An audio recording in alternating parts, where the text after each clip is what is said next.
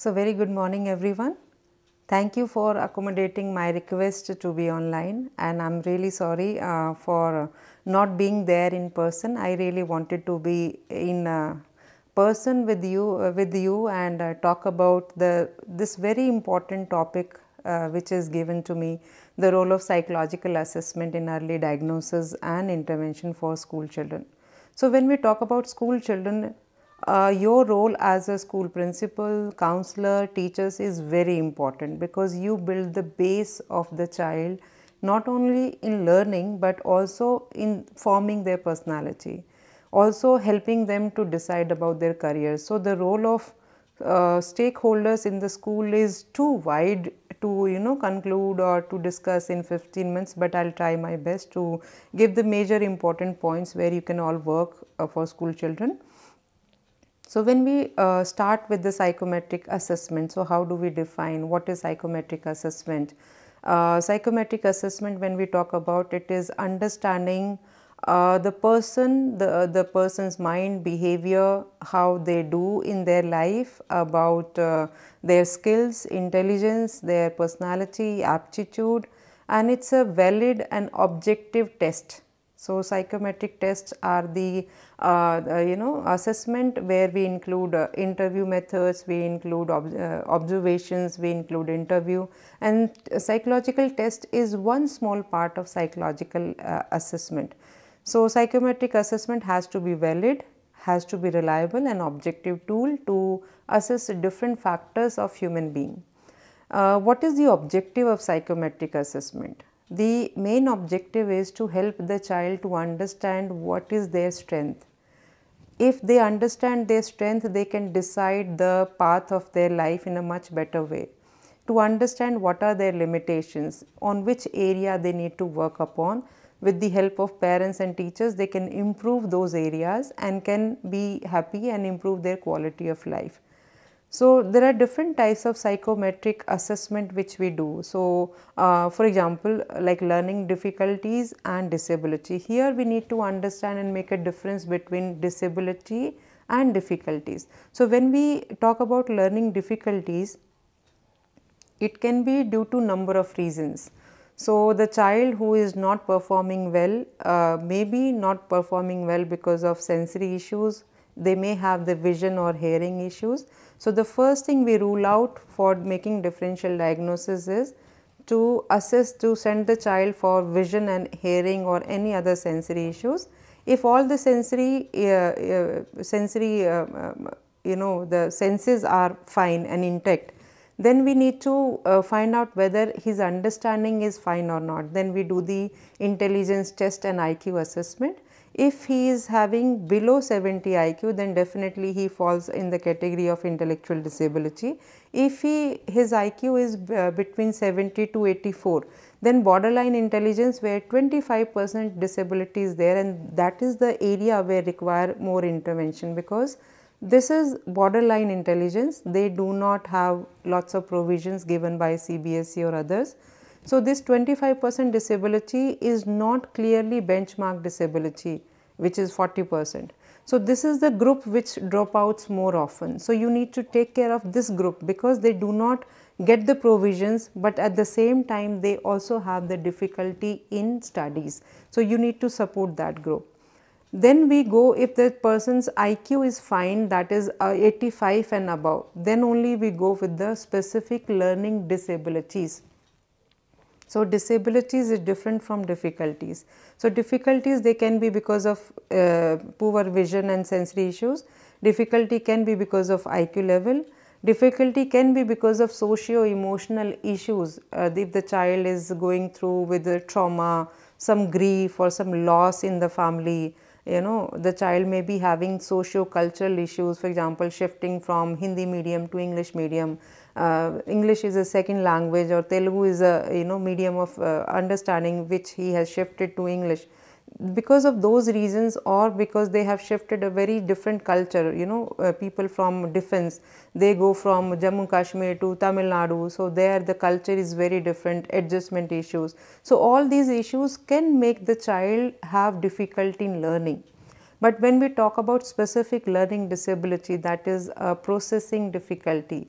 So for specific learning disability, we have to rule out the child is not having any vision and hearing disability. We have to rule out the child is having average or above average intelligence. So on any IQ test like MISIC intelligence test or NIEPID Indian test of intelligence, the child should have at least 85 IQ, and if he is having 85 IQ and still having the difficulty in the studies, then we go with the NIMHANS SLD battery. NIMHANS specific learning battery will help us to understand in which area the child is having difficulty. So if he is diagnosed with SLD, earlier we used to diagnose with dyslexia, dysgraphia or dyscalculia, but nowadays we have ruled out these three terms. Now we specifically say specific learning disability, it's a general term. So the child is having specific learning disability, he may have issues in attention, he may have issues in perception, he may have issues in memory, decoding, encoding. We have to rule out. So psychometric test or assessment will help us whether in which area the child requires the help. Then we also use psychometric test to assess their personality and aptitude and the skills, because for career guidance and counseling we require the child to go through with the intelligence test, aptitude test, attitude test, personality, their interest, and based on that we give them the idea how they can go scientifically for career planning and career decision making. So psychometric test is assessment is used for number of reasons. Number one is to identify the strength, to identify difficulty areas and then plan for intervention.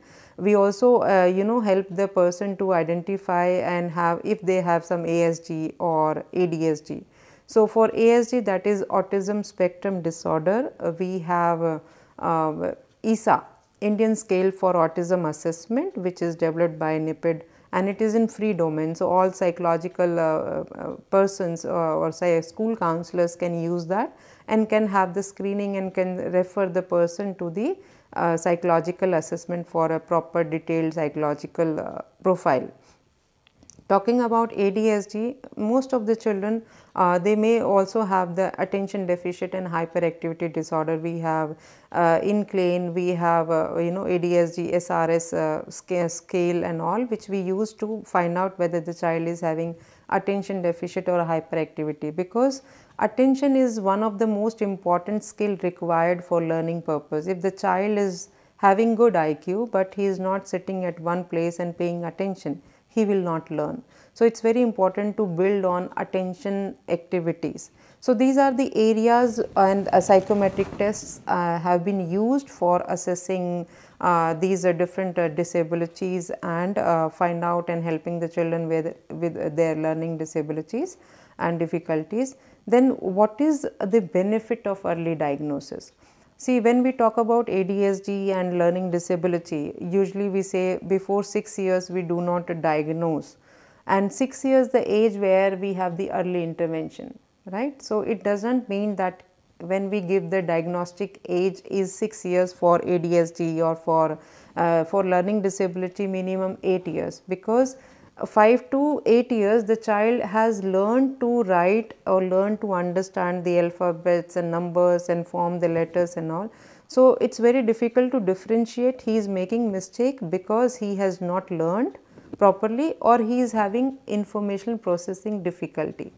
That's why for diagnosis of SLD we have to wait till 3rd grade, but interventions we can start. For example, if the child is having D reversal, alphabet reversal, if he is doing alphabet reversal or numerical reversal, we can plan the intervention without labeling the child and help the child to do well. For ADHD before 6 years, because that is a developmental age where the child is curious, he wants to explore the environment. So he will be more touching, going, seeing the things. So before 6 years we don't diagnose with ADHD also. With ISA, autism, we can diagnose after 3 years, but there are certain indicators, like for example, we have social smile at the age of 3 years, we have eye contact. So if the child, the baby, infant, they are not smiling at mother or caregiver, if they are not making an eye contact, they are the indicators that the child is having some issues, and we can start working as early as 3 months old baby.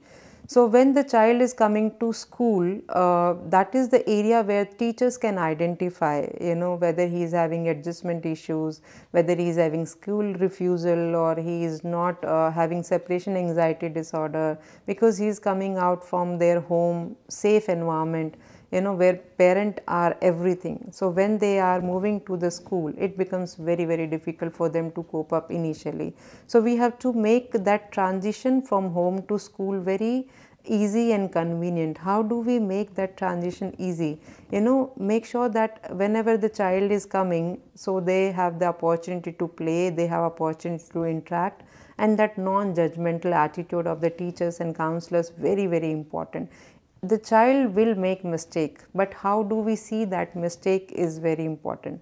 If we are judging that mistake, if we are frowning on them, if we are raising our voices, the child will be very afraid and he will have that trauma or that phobia throughout life. So it's very important during that transition period, most love and affection, care, attention, acknowledgement when they come to school is required.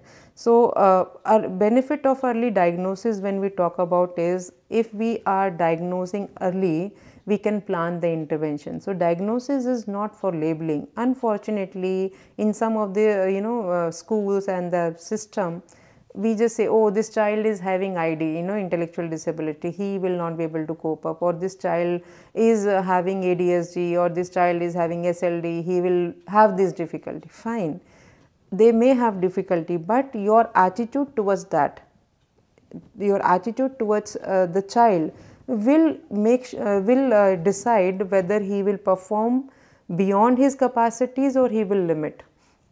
There was a research which was shown that one of the group of teachers knew that these children in the class, in her class, they are special children, whereas the another group teachers did not know that they are special children.